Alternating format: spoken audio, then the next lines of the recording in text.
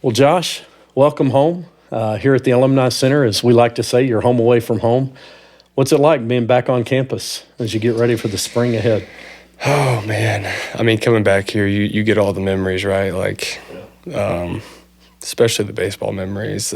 My last game here, beating Oklahoma State for the Super Regional, to go to Omaha for the second time in 2 years was unbelievable. So walking in there and then seeing the new clubhouse is just incredible. Right. They really did a good job over there. So I mean, stepping back on campus, you get that rush of memories from, playing football games, all the different stuff. So yeah, it's always great to come back. Well, it's good to see you here, and you're always welcome. You're home. You're originally from San Antonio. Mm-hmm. Talk about your home, your upbringing a little bit, how you came to Tech. Yeah, I'm from San Antonio, Texas. Both my parents were teachers. Dad was high school math and a coach. Mom was elementary school PE. So I grew up in a household where it didn't matter your sports on the weekend, what time we got in, you were going to school. I think I missed one day of school from kindergarten through high school. That was what my parents did, and I had strep throat that day. So, or I had strep throat, and then I had my tonsils taken out. I think that was like the only day of school I ever missed. That was like their handshake agreement. So you're very with us. smart, is what you're saying. You're very smart. There was a turning point in my academic career where I started taking it seriously, but yeah, definitely. I remember we'd get in 2, 3 in the morning from Houston tournaments, and my parents would be like, all right, you got to go to school. And you're waking up, at 6 a.m. and you're like, oh my God, I just got 3 hours of sleep. But that was our little handshake deal. But yeah, that's where Jason and I guess kind of got that into us. So Texas Tech, how did that get on your radar? Yeah, so I started getting recruited a little bit my junior year. I grew up in a Longhorn household, which isn't fun to say around these parts, but it's kind of, I'll tell you a story here in a second to make it full circle. But summer going into my junior year of high school, I met the Tech coaches. I played football as well. So on our bye week, which I think might have been the week right before Thanksgiving, maybe 2 weeks before Thanksgiving, I came up here on my visit, and I fell in love with it. I mean, at first I had no idea where Lubbock was. True. You hadn't been here before. Had never been Okay. here, never been through it. All I knew was where Houston was, because that's where we played baseball all the time. But yeah, came up here and fell in love with the campus. Tadlock, J-Bob, Hayward, Gardner, Coach Hughes. I mean, it just felt like a family when I walked in. And they gave me the tour around campus. But the funny story is they made us park across the street at the hospital, because I guess that was free parking during the school day or something, to where you didn't get a ticket. And I remember getting out of my dad's truck, and he had a Longhorn emblem on the back of his truck. And when the coaches were coming up, I was freaking out. So I stood in front of the emblem trying to block it so they couldn't see it, which is hilarious. God, the things you do at 17, 18 years old, it's funny. But yeah, fell in love with the campus, got to tour everything. At that time, the bubble was actually still standing. Right. And then they knocked that down. And then my first couple of years, we lifted over at the, oh gosh, why am I blanking now? The student center over there. Yeah. I can't remember what it's called. What is that dang thing? Student Rec Center? Yeah, the Rec Center. There we right, go, the Rec. Right. Yep. That's where we lifted the first couple of years. And then now to see the SPC, it's just like, wow. It's the improvement's dramatic. It's unbelievable. The indoor track, indoor football field. I mean, you never have to leave that space, truly, as an athlete. Now they got the new cash building, because we used to eat at the pavilion. Yeah. I hear the food's good there. I haven't been to the new one. My brother said it was incredible, because he got a taste of both. Mm-hmm. He said the cash is incredible, which I never got to try that, but that's super cool. But yeah. So does it make you proud coming back, seeing the development? Yeah. I mean, or does it make you jealous? Yeah, part of me, there's two parts of it. Part of me is like, dang, I wish I had had this here. But it's also like, well, in a way, you kind of help shape that and help, move that along. And I remember when they were making some of the cage stuff, they'd call me and ask me questions about just like cage dimensions, what would you want in there, et cetera. So I did have a little touch on the cages and machines and just all the random stuff. But yeah, it definitely makes me proud to be a Red Raider. And then to talk to other guys in the clubhouse, guys who, got drafted out of high school, went to other colleges, and just compare and try to talk up the university, getting all the new stuff, it definitely makes it super cool and super easy to just, wash over everybody else. Well, talk about your studies too, your major and your experiences on campus in the classroom. I was a communication studies major. I've always wanted to stay around the game somehow. And I remember when I came on my visit, Tadlock has a thing where you sign the board, and that's you verbally committing to Texas Tech. And my parents did not let me sign the board because they wanted to make sure I went home and did my research and made sure they had the major I wanted There you go. Right. to do. So I remember I had to go home and I had to write out pros and cons. I had to do this whole thing. In other words, it just procrastinated me a week from committing. But yeah, communication studies major. But in high school, I loved math and physics. Those are my two favorite subjects. And I think if I wasn't an athlete, I would have tried the mechanical engineering route. I don't think doing that with baseball would have been very easy, so I chose something a little bit easier. But yeah, I think I ended up with a 3.9 something GPA, so that was super cool. In Omaha, I actually got the academic award. Oh, there you go. My junior year, which is pretty cool. I got that in my home office. For all the 8 teams in Omaha. Yeah, for all the 8 teams in Omaha, I got the academic great. award that year, which is pretty cool. But yeah, that's kind of my journey. I guess one of my favorite stories from class is I loved math, right? So I had to take a math credit. And so I took college algebra here and I missed one question all semester. And I remember the first test I took in that class, the professor is giving us all the stuff and it's solving for X, something I'm just wow, that's super easy. I remember getting the test and I turned it in within 7 to 8 minutes. Did the bonus question, everything. And I walk up to the front and hand it in and my professor was like, "Are you done?" I was like, "Yeah." "Did you answer every question?" "Yes." "Did you do the bonus?" "I did." She goes, "Okay, have a nice day." And I just walked out and I remember her after class one day calling me down the next week after I guess she had graded him and said, "Are you sure you need to be in this class?" I was like, "I need a math credit, ma'am." I just did it. And she was like, "Wow, it's impressive." But yeah, that was one of them. I guess another memory too is coming over to this building, not really knowing what it was because it was Bill Dean's office. Right. And I took both of his courses when he was still teaching in the comms major over there and trekking all the way across from Carpenter Wells all the way over here. Because if you came to his office hours before a test, he would give you 75 true statements. Because half of his test was true, false, half of it was multiple choice. But out of those 75 questions, that was pretty much the test. So if you memorize those, he'd do the true, false statements. A word would be flipped or something, and you would just know it immediately. Right. And some of his tests were long tests, 200-question tests. But, if you just studied what he gave you, because it was as the semester went on, he would just add to the test. Right. It wasn't a completely different test. So yeah, if you just memorize those statements, you were good to go. I remember taking that final, for the final, walking across campus. It was the first time I had ever seen snow, first time I'd been in snow, and I'm trekking across campus from Carpenter Wells, and that is not close to here, freezing my butt off, and walking in here, chatting it up. And he's a baseball guy too, so we'd talk about baseball. And at first, he kind of looks at you because he was a good player, and he's like, "Well, what kind of player are you?" And then eventually he's like, "Oh, you're a pretty good player." Yeah, he so played right field back in the day. Yeah. I don't think they had a fence out there. No, they might not have, but if you hit it over the outfielders, it just kept going and going. Yeah, with that wind out here in West Texas. But yeah, those are some of my memories around the campus. He's a baseball legend here, so he loves the baseball players, so that's neat. So back to the law or in your baseball career here at Tech, favorite memory? What's something that really stands out? I was a part of 3 really good teams. I guess you could say my freshman year we kind of underachieved, losing in our own regional at home to Sam Houston State. That one still stings. Yeah. But I'd say my favorite memory is probably my last game here at Tech, beating Oklahoma State in Game 3 of the Super Regional.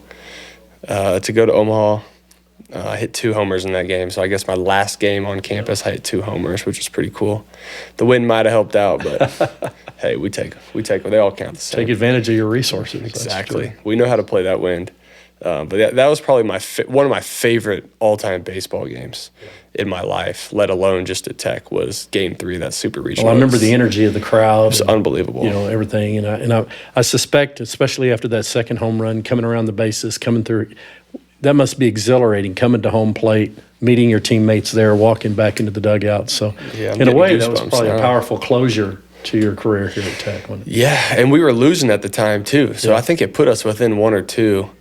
And then Kurt Wilson's homer, Yeah, and that was in the bottom of the ninth, wasn't bottom it? of the 8th. Bottom of the eighth. Bottom of the It was eighth. 2 outs, 2 strikes, if I It remember was something right. like that. It was yeah. a massive hit. Yep, Yeah. off the scoreboard to put us up by But 2. you got us in position to be able to overcome it. That was Yeah, that was a crazy inning. It's a crazy inning. Yeah, because I led off the inning with the homer. I remember Cam walked. I want to say we potentially pinch ran for him, or somebody else got on base. 2 outs, and then Kurt. Yeah, I remember because Kurt took a fastball right down the middle, 0-0, and I was like, oh no, that was the opportunity. That was it. oh no, that was the one. And then son of a gun threw one more right there, and he did not miss that It one. was a packed crowd. I know my son and I were sitting together at that. It was an electric moment. I had and I can't never- imagine that being kind of what a culmination to your time. I had never been a part of a series like that where it felt like my heart was in my stomach at all times, because it was like we take the lead, they take the back. We take the lead, they take it back. And it was just back and forth the whole weekend, and it was like you just ran out of time. Like game 1, they just ran out of time. Game 2, we ran out of time, and then game 3, Game they ran out 3, of you time. punched your ticket to Omaha. Right. It was gut wrenching. I remember they hit a homer late in that game, took the lead on us, and I just like fell to the ground, or I squatted down. I was just like, oh no way that just happened.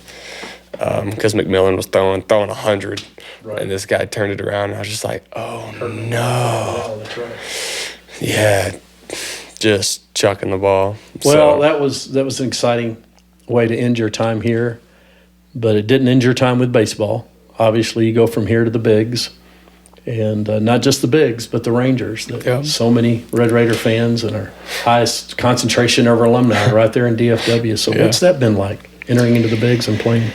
it's been a wild For ride Texas. for me, navigating injuries and stuff, but I mean, it's been incredible. I mean, there's truly nothing like it. You run out on that field, and our field is just magnificent in its own way.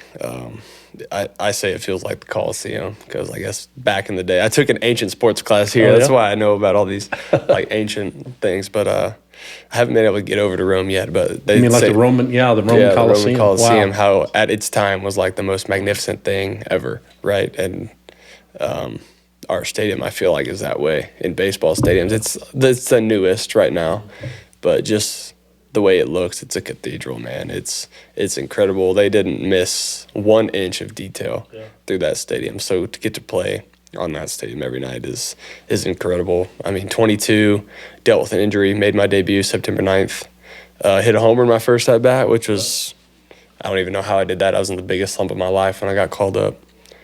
And then 23, my rookie year, had a pretty good first half. Second half, had another injury. The team was really good. We hit a lull in the second half where we almost got bounced out of the playoffs completely. I think we were winning the division the entire year. We might have been up 9 or 10 games. Like, we were running away. And then we hit that lull. Houston came back. We ended up making the playoffs the second to last game of the season. But the last game of the year, if we'd have won, we'd have won the division. We lost 1-0. Right. Then we had to make that long trek from Seattle to Tampa. But it started our postseason run. Ended up on top. You were focused on Yeah, I don't know what happened on that flight, but some switch flipped, and we became a really good team again, which was awesome for the biggest moments, because we'd go through Tampa, Baltimore, and Houston just to get to the World Series and beat Arizona. So that was crazy. What a year that was. And then 24. Game 4 of the season, break my arm, miss almost the entire season. I think I played 40-something games. But when I came back, I just wasn't right. Trying to play through some pain. Ended up having a second surgery right when the season ended. Now I'm feeling great, ready to go for 25. Really, that's what I was curious. How are you health-wise? Finally feel normal. Yeah. And when I say that, it's like I can go in and train and not have to worry about, am I going to feel something today?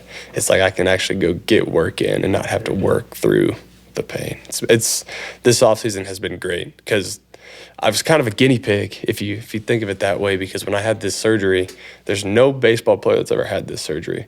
There's a tendon that runs on the outside of your wrist called the ECU tendon, and it can rupture And that's what was giving me all the issues. And mine was about to rupture. So after a lot of consulting with different docs and my team and my agent, and we were like, this might be the best, easiest route, because if you do all these other routes, you might end up right back in the same spot. So it's called ECU tendon release. Anyways, a lot of nerves and fears with that, but I mean, here we are. What is it, January something, and I feel great. So you kind of took the long-term treatment for the long-term play in the best interest. Yeah, because there were just going to be some time, or basically these other routes, I'd have to take time off and then ramp up early to see if it would hold up. And then if it didn't hold up at that moment, then we'd have to do this one anyways. Right. So it was just like, let's just, hit the nail on the head, just knock it out now. And that's what we did. And I'm so happy we did, because I've actually been able to have pretty much a full off season of being healthy, getting my body right, etc. So I can't wait for 25. All right, so you talk about Globe, being able to play in Globe, but you're playing in some pretty nice parks all over the country. That's got to be pretty cool. And you got a little brother that's on your heels now with the Detroit program. And, and what's it like? I mean, is that the game when Detroit? You circle that on the schedule immediately? It'll actually be kind of crazy, because if we're both in the big leagues, Mother's Day, I believe, will be the first time we play each other, or that weekend. Oh, my would be goodness. The first time we lace them up against each other. Is that in Detroit or? And it would be in Detroit. Oh my goodness! How about that? We've played against each other one time when I first got drafted. When you get drafted, there's a thing where you have to go to in the off seasons, basically like a camp. And for this camp, you play games, and the Rangers were known for playing college teams just around Texas, doing like a little showcase thing. And we actually played against Tech in Frisco. So that was the first time we ever played against each other, which was kind of cool. We did the swapping of the lineup cards and all that kind of stuff. So that was pretty cool, but that wasn't really a real game. But now this would be the first time we've ever played. On Mother's Day. Yep, on Mother's That's Day. Special. That weekend. That would be incredible. I know Mom's already thrown out. She'll have both jerseys on somehow. So, yeah, she's already thrown out the idea that we need to find a way to get, like, if you ever seen those, like, split jerseys. Yeah, we got to find a way to do that one. But yeah, that'd be the first time that we'd ever laced them up against each other. So that'll be special. Cool. But, yeah. And that'll be fun for the Detroit fans as well, because I suspect there's a lot of them that kind of keep a close eye on you, because you're the brother of one of their players, up and coming stars. So that's kind of a neat thing. It's fun to be with them. So you're in the bigs, but very early in your career, you achieved something that a lot of players never even tasted. But getting to that World Series and winning it, and you got a little bling on with you today. I do, sharing that. I got that ring. This thing that hasn't doesn't left get the out of house the box very often. Never. Right? This thing never leaves. I'm scared something's gonna happen to it, but yeah, I got it right there next to my Tech ring. It's pretty cool. So talk about that. When we visited last time, I think, your brother Jace had come through and gotten the Tech ring and went through the ceremony, and you didn't. I think that came up at your at a Christmas dinner meeting or something in the family, and you came back asking questions about the ring. We got you outfitted with the ring, and had the good fortune of being, you couldn't take part in the ring ceremony because baseball's already going. Yeah. But the president was able to present the ring to you on Tech night at the Rangers. What was that like? Super special. For one, I feel like we don't, as athletes / especially in baseball, walking the stage is almost impossible. Yeah. And never really got the chance to celebrate my academic achievements of just getting my degree, because I got drafted junior year and I had, 27, 28 hours left. So I had to do all that and grind it out. COVID actually helped me out a lot, because with baseball, it's like I can take one class a semester maybe, but COVID happened and it was like, all right, let's knock these things out. So I took 2 each summer session and ended up knocking it out. I even took a winter semester class to actually completely finish my degree plan. But yeah, it was amazing. For one, the Tech night, I think they passed out some hats maybe or something this year with my little like baseball card thing on it, which was cool. But yeah, being able to get my ring. I think we sold 2,200 tickets there, and I'm sure there's many other alumni that may have already been there anyway, but we had a concentrated section, and I've already visited with them. They're needing to move us to another section because we sold that out and which is exciting because we're going to plan that again, Tech Night. We got 5 alumni chapters out in the Metroplex, so they all kind of get together. But that was a proud moment to see one of our own getting celebrated on the mound like that. Yeah, so. And it's cool. For one, the Raider Power Chants happen all the time, which is just awesome. But to also recognize my academic achievements and stuff, which truly never happens, was pretty special too. Because I know my teammates, it got the conversation going in the clubhouse too about who's graduated, who hasn't, how many hours they got left, or some have never even been to college. Right. And so they all wanted to see the ring, and it was a cool, special moment for me because I was injured at the time, with my injury. So I got to soak that moment in. That was kind of a bright spot in the little lull for me when I was dealing with all the nonsense with my wrist. So it was special. And Raider Power at Globe was pretty special. Yeah, it happens a lot too. You'd be surprised. Oh, just regularly. Just regularly. Yeah, there you go. I'll hear someone in the stands yell it, and it never fails because I'm just like, So you speak to your roommates and Wyatt Langford. Yeah. If I remember right, you said y'all bunked together. Or y'all were kind of training, in spring training, and of course Wyatt. And I look forward to meeting him. Got the same last name. I met his mom at one of the games last season, but don't know if we're related. But whenever Langford's at the plate, I'm always curious. I want him to get a hit. But Wyatt, he's got a double T in his name, so he's good in my book. So I hope to meet Wyatt at some point. But y'all are still pretty good friends? Oh, yeah. I mean, our team is pretty close in general. But, yeah, me and Wyatt, we bunk together, spring training, and then play Fortnite together. We'll do everything. This year, I think our little Airbnb thing's got a pool table, so I'm sure we'll be rocking up the pool games there and keeping track of the record and all that kind of stuff. But yeah, we're really close. I mean, we're some of the young guys on the team. He's a great dude. I love him. We were actually playing Fortnite last night. It was a lot of fun. But yeah, we're good. You expecting a good season for the Rangers? I mean, we've made some moves. On paper, our lineup looks incredible. Now it's on paper, right? But yeah, you look at our lineup, it's like this lineup's got the potential to do some damage. So yeah, I can't wait to get spring training, get in the trenches with these guys and roll. Our pitching staff looks good. I'm excited. We signed Evaldi back. That's one of my best friends on the team. So I was super excited about that. He's my coffee buddy on the road. So I was pumped about that one. And DeGrom, a healthy season of DeGrom is just going to elevate the entire staff in general. So I'm excited, man. I can't wait.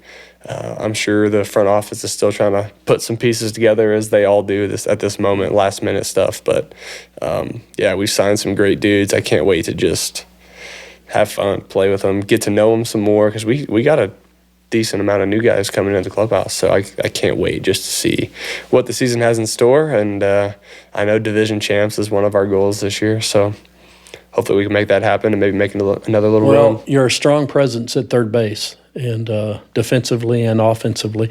And I'm thinking back, I remember last season, one of the games on TV, the commentators were doing something kind of new, interviewing you guys during the game. Oh, yeah. And it was like one of the first times that they had done it. You're conducting an interview in real time. Yeah. And if I recall, you recorded 2 of the 3 outs that inning while talking to the commentators. Yeah, So it actually how did helped that come me. about? They do that on Sunday Night Baseball or Thursday Night Baseball. Shoot, I don't remember which game it was, but yeah, it actually helped lock me in because I was like focusing on that, so I wasn't really like worried about everything that was going on. So I felt like I was looser, which I even said that on the broadcast. Like maybe I'll need to be in my earpiece more often. But if I remember right, the hit was made or something, and I think you actually said, "Hold on a second, guys." You had to field the ball and throw it to first, and then you went back to the interview. It's not something we practice very often, but yeah, that was a lot of fun.